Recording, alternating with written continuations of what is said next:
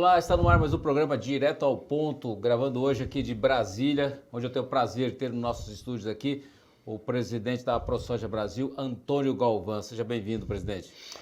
Obrigado, Glauber, mais uma vez participando aqui no Direto ao Ponto e, logicamente, aí levar as informações necessárias, especialmente ao produtor rural e, logicamente, à sociedade de um modo geral. Presidente, eu vou direto ao ponto com você. Como é que você vê essa questão do fornecimento de alimentos, no caso no Brasil, né, em particular, o Brasil que é tão importante, você vê algum risco para a produção agrícola brasileira?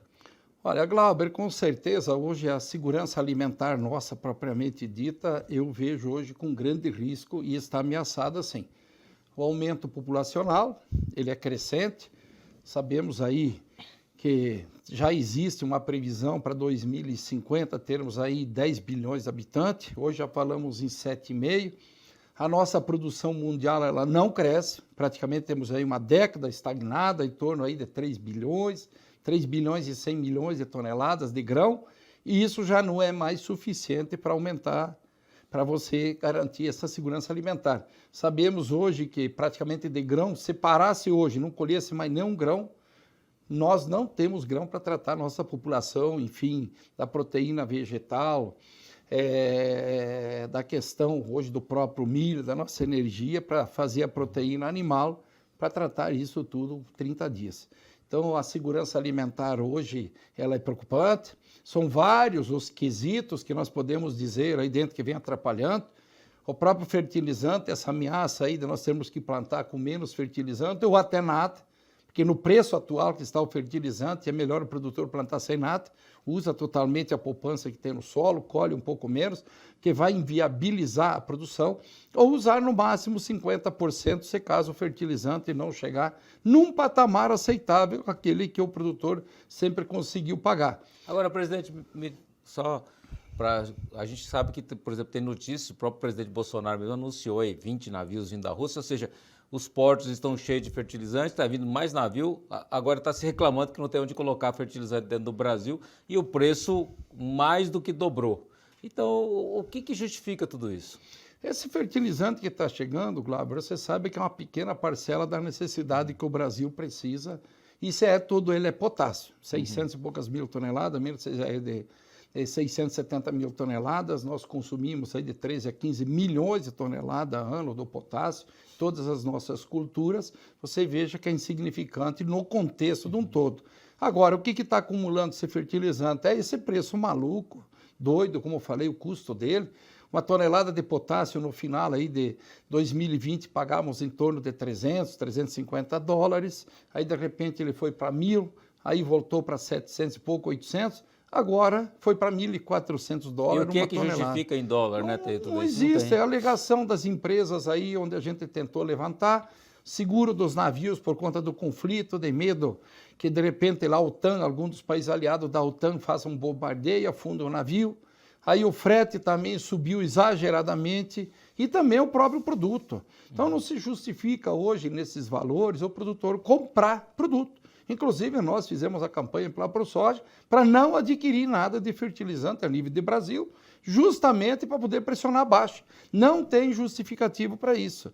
E se plantando sem o fertilizante, como eu falei, corre-se um risco sim ainda de termos uma diversidade climática, de termos uma safra até frustrada. Podemos ter uma safra boa usando 50%? Podemos, vai depender muito do clima. E como o clima está com muita estabilidade, principalmente nessa safra agora passada, a região sul perdeu-se demais, em torno de 40 milhões de toneladas de soja, entre aqui o sul do Brasil, aqui parte do Mato Grosso do Sul, entre o Paraguai e a Argentina, você vê que são aí 12 a 15% da produção mundial que foi perdida só nesses dois países, juntamente com o sul do Brasil. Então isso preocupa a gente, eu vejo com muita preocupação. Agora acreditamos que esse fertilizante vai baixar sim, não tem aonde estocar, não tem onde colocar, e o produtor com certeza não está comprando nesses valores. E o custo de produção, assim, fora o fertilizante, o custo de produção no geral, no momento ele está cobrindo, está dando rentabilidade ainda ou passa a ser negativo? Glauber, hoje, se apurar as contas, o arrendatário esse totalmente está fora. Quem é dono de terra, banca seu negócio, dá para se dizer que sobrevive. Mas quantos é que banca o seu negócio e planta 100% de área própria? O percentual é muito baixo a nível de Brasil. Quem depende de financiamento e arrendo está fora. E sabemos hoje que o volume hoje de áreas arrendadas já é muito alto. A exemplo aqui da Argentina, nos próprios Estados Unidos, 2/3 das áreas são arrendadas. E o Brasil está caminhando para essa situação também. Por quê? Porque o cara fica um pequeno produtor, um médio produtor, tem escassez de recurso, não consegue ter terra própria para plantar, ele vai saindo fora e os grandes grupos ou grupos maiores agregando, vai tomando conta. Por quê? Porque como eles compram em volumes maiores, eles conseguem comprar os insumos mais baratos, conseguem comprar as máquinas mais baratas, automaticamente vai suprindo essas vácuos que vai sobrando do pequeno e do médio produtor. E isso deixa a gente bastante preocupado também, porque essas pessoas vão aonde? Vão para a cidade também.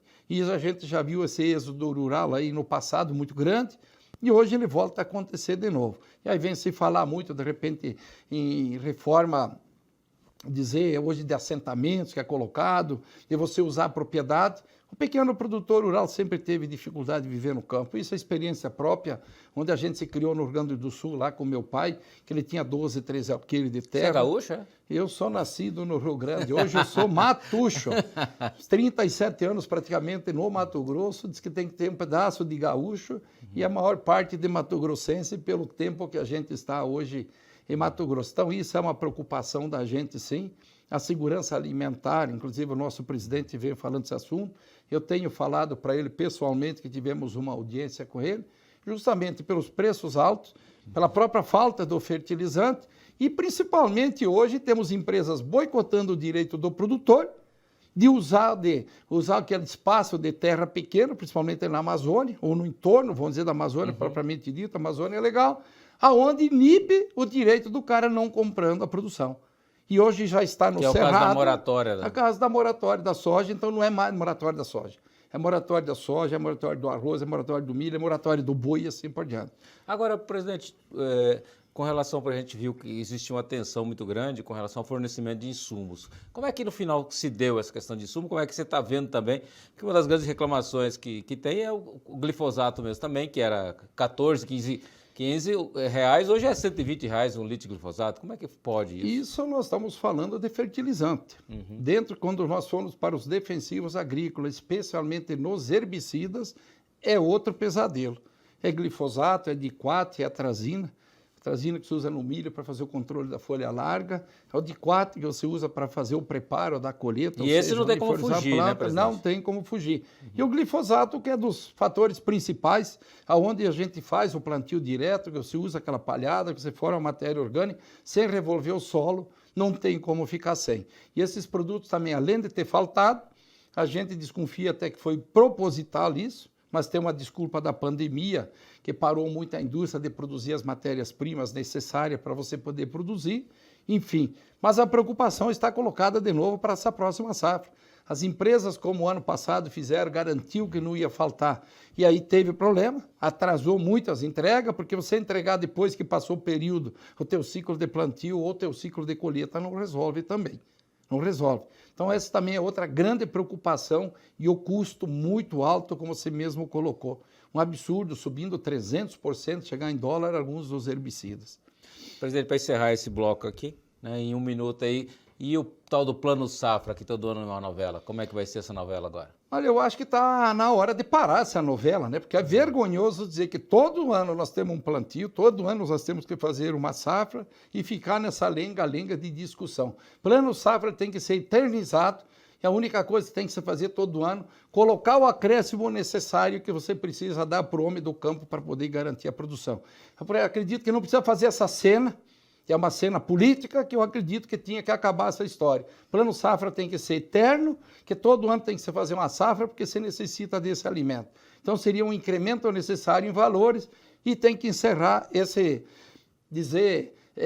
lamúria que é feita todo ano, seja aqui pela Frente Parlamentar de Agricultura, pressionando o governo, pressionando o nosso Ministério da Economia, pressionando o Ministério da Agricultura, que precisa mais de recursos. Então tem que olhar melhor, sim. Inclusive, levamos isso para o presidente, a questão, Glauber, aí, dos problemas de seguro. Você veja o que aconteceu aqui com o sul do Brasil, parte de Mato Grosso do Sul, Nós temos subvenção de R$1 bilhão aqui no Brasil, produzindo 40% da safra norte-americana. E mesmo assim liberaram só 800.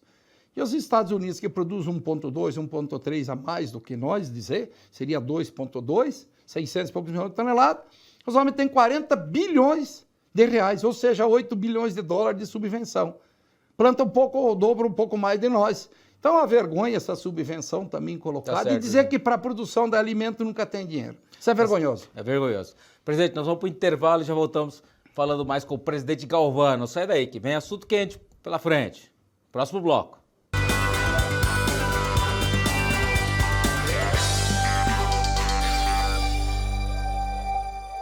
De volta direto ao ponto, falando com o presidente Galvão, que é o presidente da ProSoja Brasil. Presidente, nós falamos no primeiro bloco a questão de fertilizante, questão de insumos, né, no geral, a questão de rentabilidade, falamos também do crédito agrícola, que você disse que é uma vergonha. E agora eu vou falar com você um pouco como é que você está vendo essa questão hoje, que a gente está indo para um ano eleitoral. É importante, né? Todas as entidades têm que se fazer ouvir, têm que falar quais são as metas. Não estou falando da questão política em si, mas na questão do que apresentar para os presidenciáveis ou para os parlamentares que vão concorrer. Como é que você está vendo esse momento brasileiro de uma eleição? Bom, primeiramente, como já falamos no bloco anterior, todos os governantes que vêm aí, seja A, B ou C, acho que a segurança alimentar tem que ser o item número 1 de qualquer governante, porque faltar alimento e você tendo condições até o cidadão de comprar, isso é um absurdo. E fala em países que têm alta produção em cima disso, né, Glauber? Penso eu. E continuar esse combate aí, seja qual for o governante, continuar esse combate, como o nosso atual presidente Jair Messias Bolsonaro vem fazendo, principalmente sobre a corrupção que corrói qualquer coisa dentro do país. Porque não sobra dinheiro daí para fazer infraestrutura, essa corrupção que existia no governo federal. Hoje, graças a Deus, ao menos em 3 anos, praticamente 4 meses aí de governo, pouco mais, não temos nenhum fato até hoje que tenha trazido desse governo por corrupção. Então, penso eu que o seu combate à corrupção. E também, logicamente, esse problema grave que existe aí entre os poderes. O nosso Supremo Tribunal Federal parece que querendo ser executivo já e gerir o Brasil, sabendo que quem faz esse trabalho, o trabalho do Legislativo, que a gente tem que tecer uma crítica, assim, ao nosso Congresso Nacional, podiam ter superado essa crise se eles tivessem usado o poder que eles têm, tanto nossa Câmara Federal e principalmente o Senado. Então a gente vê com bastante preocupação esse cenário político brasileiro. Temos uma eleição acontecendo agora, no dia 2 de outubro. Tenho deixado meu nome à disposição como um pré-candidato ao Senado por Mato Grosso, que justamente vendo essa falta de atitude que o Congresso Nacional, principalmente o Senado, poderia já ter feito e resolvido esse assunto. Você acha, então, você colocou seu nome à disposição, né, para disputar a eleição. Você acha que, por exemplo, o setor produtivo ele precisa se envolver mais, precisa ter mais representatividade, apesar de ser, como disse, economicamente tão forte, mas tem pouca representatividade, precisa ser mais forte?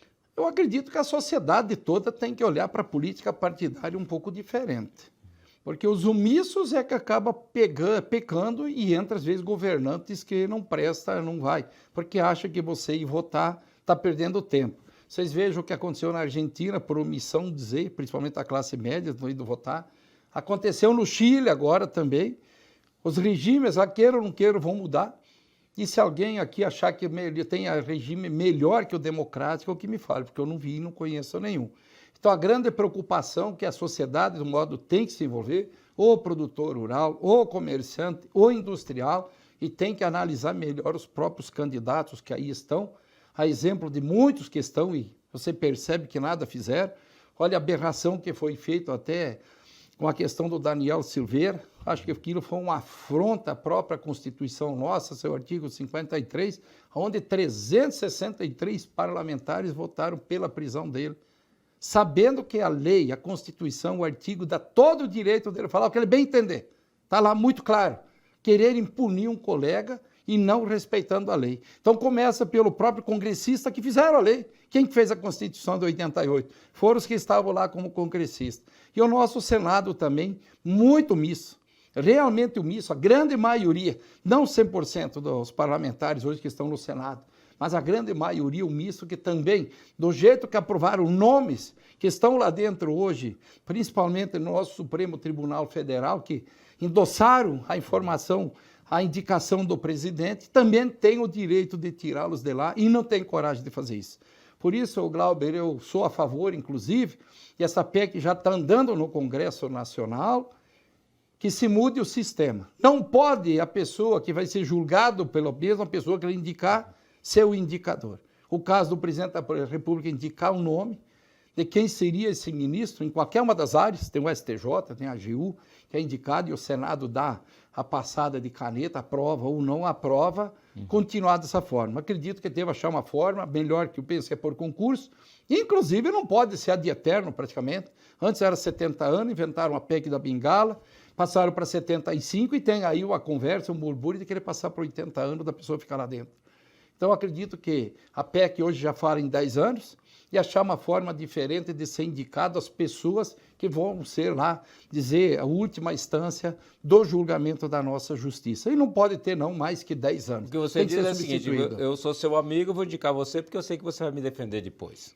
Isso já sabe que eu já estou fazendo cacaca aqui, vou colocar o fulano lá para amanhã ele me defender lá, para não me julgar, dizer, me condenar. Que está mais que explícito, está mais aí que colocado os exemplos que está aí colocado. E agora, usando a prerrogativa do presidente, constitucionalmente, estão todos aí em polvorosa, aonde ele fez a graça, o dito indulto, tirando uma pessoa que foi condenada injustamente.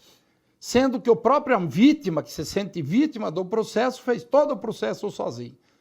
A vítima fez a denúncia, ele fez a investigação, fez a acusação e sentenciou. Então isso é um absurdo, isso não tem escrito em lugar nenhum da nossa lei, não está escrito na nossa Constituição. Então acredito que qualquer cidadão que desrespeita a nossa Constituição, não interessa o cargo onde ele está.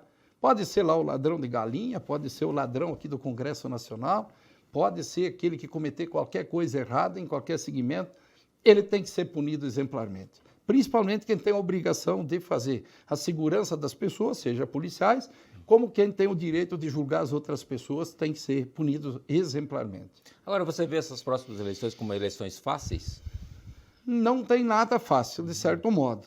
Agora, a gente principalmente no caso de presidente, né? Eu vejo hoje que se não tiver problema de urna, que todo mundo está suspeito disso, todo mundo sabe que teve fraude, tem fraude, a urna eletrônica é fraudável, que venha a ser roubada uma eleição, que a norte-americana foi literalmente roubada e que possa vir a acontecer a mesma coisa aqui no Brasil. Então acreditamos aí que tem que existir, tem tempo hábil de se fazer sim o voto impresso e conferível. Vai numa urna, um papelzinho, tem dúvida naquela urna, vai lá e conta os papelzinhos. Então acredito eu que tem que ser o voto impresso sim e conferível e com urgência, porque não dá para aceitar da forma com que está aí colocado.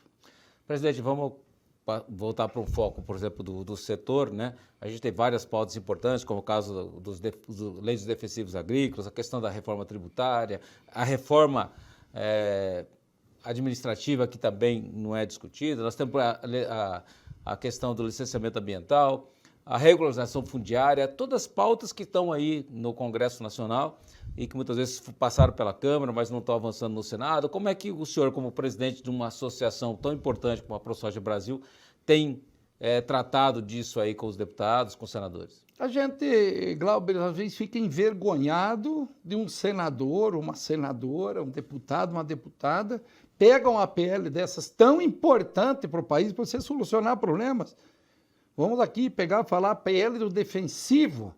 Uns querem tratar de veneno, mais veneno. Nada mais é do que o remédio das nossas plantas, dos nossos animais. A exemplo da própria ivermectina. Se usa no boi, se usa no carneiro, se usa para determinar animal e usa para nós. Como foi um dos grandes remédios agora que foi descoberto, também usado para a pandemia. E assim, N situações. Então chega a ser vergonhoso, já se passou pela Câmara e você está parado lá dentro do Senado. Já tivemos várias vezes lá com o nosso presidente Pacheco, inclusive hoje tínhamos audiência com ele, ficou para amanhã, e aí nós vamos novamente cobrar ele lá. A própria questão do licenciamento ambiental, nós não estamos pedindo para fazer nada errado, só estamos pedindo que tinha que ter agilidade, tanto no PL dos defensivos como do licenciamento. Como que você entrega e pede para alguém te licenciar uma obra, você não sabe se vai levar 1 ano, 2 anos ou 10 anos. Assim a aprovação de um defensivo. Fica na vontade lá do funcionário que é responsável por isso e acabou. Então não existe. A própria questão fundiária nossa, se quer saber se houve um ilícito, você tem que dar um documento e dizer que o cara é dono. Como é que você vai punir alguém que não tem um documento dizendo que é dono? Então é vergonhoso, gente que tem 40, 50 anos em cima da terra, hoje lá produzindo, e não tem um documento. E como que se quer que esse cara trabalhe? Tá certo. Sério, não tem como de jeito nenhum. Então nós estamos aí impressionando muito essas PLs, o que está parado tanto na Câmara como no Senado Federal, para que elas andem. Que para de acabar com essa história de sentar em cima e achar que tem que fazer negociata, que acontece muito dentro do nosso Congresso, infelizmente. Então, um dos motivos que levou a gente também a colocar o nome e disponibilizar isso. E o apelo, principalmente, do próprio presidente da República, para se trocar e se renovar esse Congresso. E eu me sinto muito preparado para isso, Glauber. Por isso coloquei o nome e tenho certeza que você é um parlamentar bem diferenciado em relação da grande maioria que está lá dentro. Presidente, muito obrigado aí pela sua presença no nosso programa. Infelizmente acabou, tá? Tá aí, gente, concluímos uma entrevista subespecial aqui com o presidente Antônio Galvão, que é lá do Mato Grosso, um gaúcho que é lá do Mato Grosso, e trazendo informações para você. Você pode rever este e outros programas através do nosso site do Canal Rural. Até a próxima, um grande abraço.